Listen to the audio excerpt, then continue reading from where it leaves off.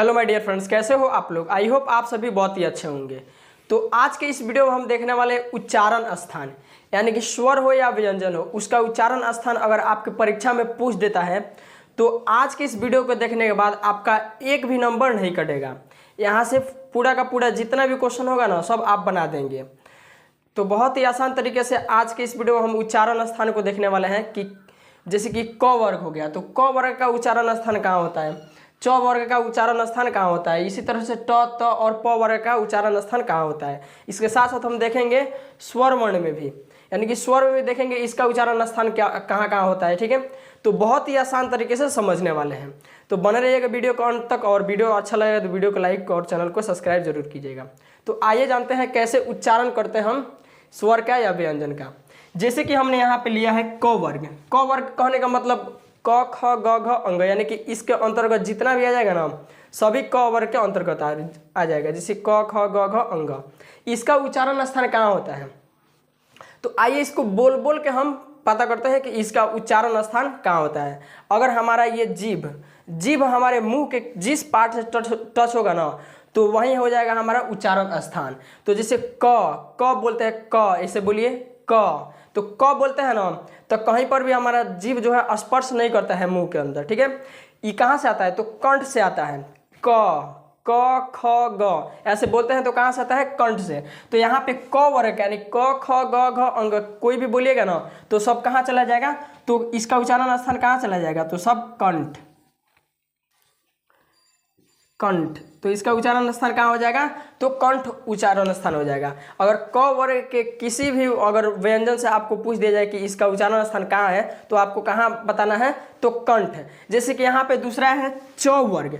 च वर्ग मतलब च छ ज झ य, ये कहाँ पर टच करता है जीभ हमारा, मुंह के किस भाग में। तो अगर च बोलेंगे च छ ज ऐसे बोल के देखिए, तो च छ ज जब ऐसे बोलते हैं ना, तो हमारा जो जीभ है ये कहाँ पर टच करता है, तो ये मुंह के ऊपरी भाग में, यानी कि तालू इसको बोला जाता है। ठीक है, तो तालू में टच कर रहा है, तालू में टच कर रहा है। अगर च वर्ग के किसी भी व्यंजन को बोलेंगे तो कहाँ पर टच करेगा हमारा जीभ, तो तालू में। कहाँ पर, तो तालू में। तो च वर्ग का किसी भी वर्ण का उच्चारण स्थान कहाँ हो जाएगा, तो हमारा तालू हो जाएगा। आइए देखते हैं अगले को। अगला है ट वर्ग।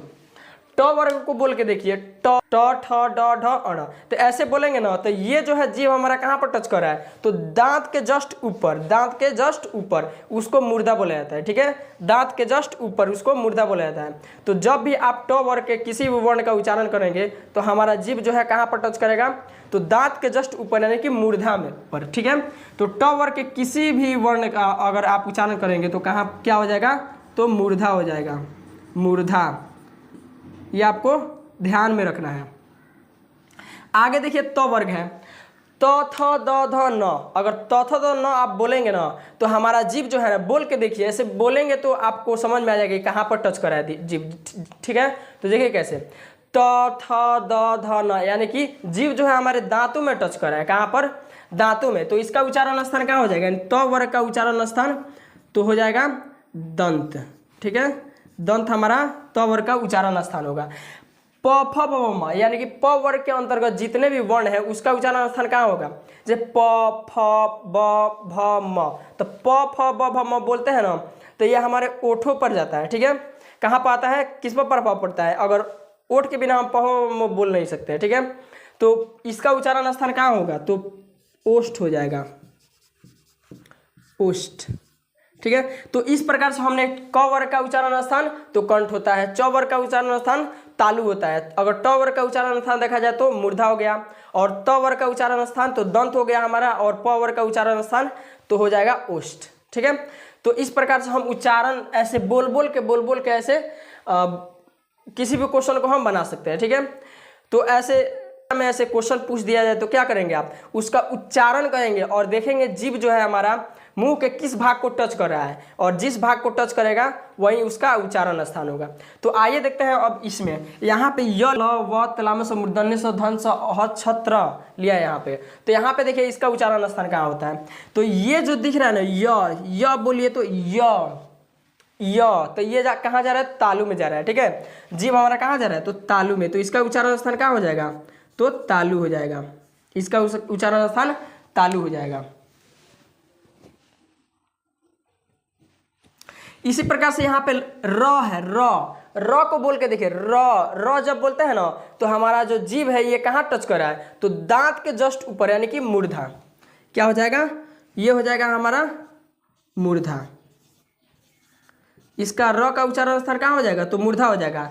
ल अगर बोलते हैं, ल जैसे बोलते हैं तो जीभ हमारे दांतों में टच कर रहा है, तो यहाँ पे इसका उच्चारण स्थान कहाँ होगा, तो दंत हो जाएगा, दंत। व बोल के देखिए, अगर जब हम व बोलेंगे ना, व, तो इसका उच्चारण स्थान हो जाएगा व, यानी कि दांत और ओठ दोनों इसमें बोलने में सहायता कर रहा है, तो ये हो जाएगा दंतोष्ठ। इसका उच्चारण क्या हो जाएगा, दंतोष्ठ।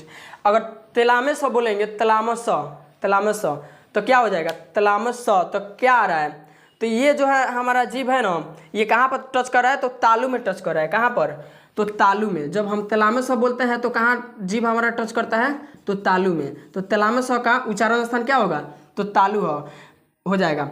यहाँ पे अगर मूर्धनी स बोलते हैं तो हमारा जो जीभ है ना, मूर्धनी स, तो कहाँ पर टच कर रहा है, तो मूर्धा, यानी दांत के जस्ट ऊपर, तो इसका उच्चारण स्थान क्या हो जाएगा, तो मूर्धा हो जाएगा। इसी प्रकार से अगर धन स बोलेंगे, ठीक है, तो ये कहाँ पर टच करेगा, धन स कहाँ पर टच कर रहा है, तो ये टच कर रहा है हमारे दांतों में। कहाँ पर, तो दंत हो जाएगा, दंत। अगर ह ऐसे ह बोलते हैं तो ये हमारा जीभ कहीं पर नहीं टच कर रहा है, ठीक है। ह ऐसे ह बोलेंगे तो क्या हो जाएगा, ये डायरेक्ट ह कंठ से आ रहा है, तो ये क्या हो जाएगा, तो कंठ हो जाएगा, कंठ। छ, अगर छ बोलते हैं, छ, तो ये तालू में हमारे टच करता है, ठीक है। तो ये हो जाएगा इसका उच्चारण स्थान तालु हो जाएगा इसका उच्चारण स्थान। अगर बात किया जाए त्र का, त्र जब बोलते हैं तो कंठ और नासिक का मदद लिया जाता है, ठीक है। तो इसका कंठ और नासिक हो जाता है। तो इस प्रकार से हम क्या कर सकते हैं, व्यंजन वर्ण के किसी भी वर्ण का हम क्या कर सकते हैं, अच्छे तरीके से उच्चारण स्थान पता कर लिए हमने। अब देखना है स्वर वर्ण में, तो आइए देखते हैं। अगर इसको अगर देखा जाए अ और आ को, तो अ आ जब अ आ हम बोलते हैं ना, तो कहीं पर भी हमारा जो है जीभ स्पर्श नहीं कर रहा है मुंह के, ठीक है, किसी भाव पर स्पर्श नहीं कर रहा है, तो इसका उच्चारण स्थान कहाँ हो जाएगा, तो कंठ हो जाएगा। कहाँ से आ रहा है ये, तो कंठ हो जाएगा। आगे देखिए ई, ये जो है इसका उच्चारण स्थान कहाँ होगा, अगर ई बोलते हैं तो इसका उच्चारण स्थान कहाँ हो जाएगा, तो जो हमारा जीभ है ये मुंह के ऊपरी भाग में टच कर रहा है, यानी कि तालू में टच कर रहा है। तो हम पहले ही बता चुके हैं ये सब तालू। अगर मुंह के ऊपरी भाग में टच करे तो किस में टिक मारना है, तो तालू में। अगर ऊ यानी कि ऊ का पूछेगा उच्चारण स्थान, तो आप कहाँ बताएंगे, तो ऊ कोई भी ऊ, बड़ा ऊ या छोटा ऊ, इन दोनों क्या होता है, तो ओष्ठ होता है, ओष्ठ, ठीक है। तो ये दोनों का क्या हो जाएगा, तो ओष्ठ हो जाएगा। आगे देखिए, आगे बचा है ए और ए, इन दोनों का क्या होता है, तो कंठ और तालु होता है। क्या होता है, तो कंठ और तालु, ए और ए का कंठ और तालु होता है, कंठ और तालु, ये आपको ध्यान में रखना है। क्या होता है, कंठ और तालु। ओ, औ और अन, ये जब हम बोलते हैं तो ये जो होता है ना, ओ, औ और अन बोलते हैं तो ये हमारे कंठ और ओष्ठ दोनों से मदद लिया जाता है बोलते समय, ठीक है। तो कंठोस्थ हो जाएगा। क्या हो जाएगा इन दोनों तीनों का, तो कंठोष्ठ, ठीक है, कंठोष्ठ हो जाएगा, ठीक है। आगे देखिए अन्न, जब अन्न हम बोलते हैं अन्न, ठीक है, तो ये क्या हो जाएगा हमारा अन्न, तो ये हो जाएगा कंठ। क्या होगा, तो कंठ हो जाएगा, कंठ। ये डायरेक्ट कहाँ से आ रहा है, तो कंठ, अन्न ऐसे बोल के दे, अन्न,